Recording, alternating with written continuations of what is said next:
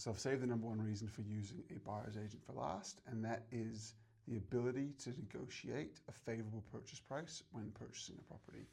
Now, at a high level, that is basically the brief of a buyer's agent, but I've also covered all of the other things that they do along the way as part of the series, and that includes, I guess, getting your own time back, getting into the market faster, which can potentially save you a substantial amount of money in a rising market, as well as asset selection, preventing you from A, buying a bad property, but B, potentially getting you a property that outperforms the average, which over a long period of time is going to reap you quite substantial returns. But I think one of the biggest advantages to a buyer's agent is the ability to negotiate the purchase when you're at the final purchase line. So for those of you who don't know, if you're buying a property for the first time, you typically one of three things happen. It's either a private sale, in which case you put an offer through to the agent, they come back to you and tell you there's potentially another offer or that you'll need to bid higher, and you really have no idea whether they're telling the truth, whether there is another buyer, what you actually need to do to get across the line. You probably don't really have a good idea of what your walking away number should be and how hard to negotiate, especially if you fall in love with the property.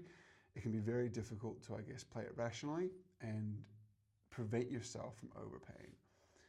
That situation is quite similar if you're the final bidder at an auction that doesn't hit its reserve price.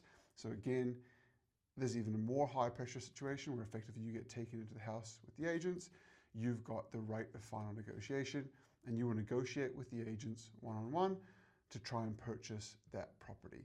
Now, again, that is a very, very difficult situation to be in if you don't have a good idea of the value of the property, if you don't have a good idea of your walkaway point, and if you don't have, I guess, the negotiation experience when buying property.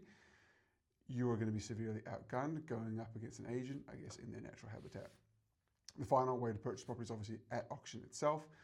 A lot of people probably underestimate auction strategy and the ability to potentially get a better deal.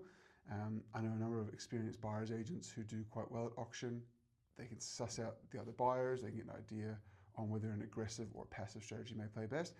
And those situations too, a buyer's agent could potentially save you $5, $10, $15, $20,000 on the purchase price by handling that strategy right.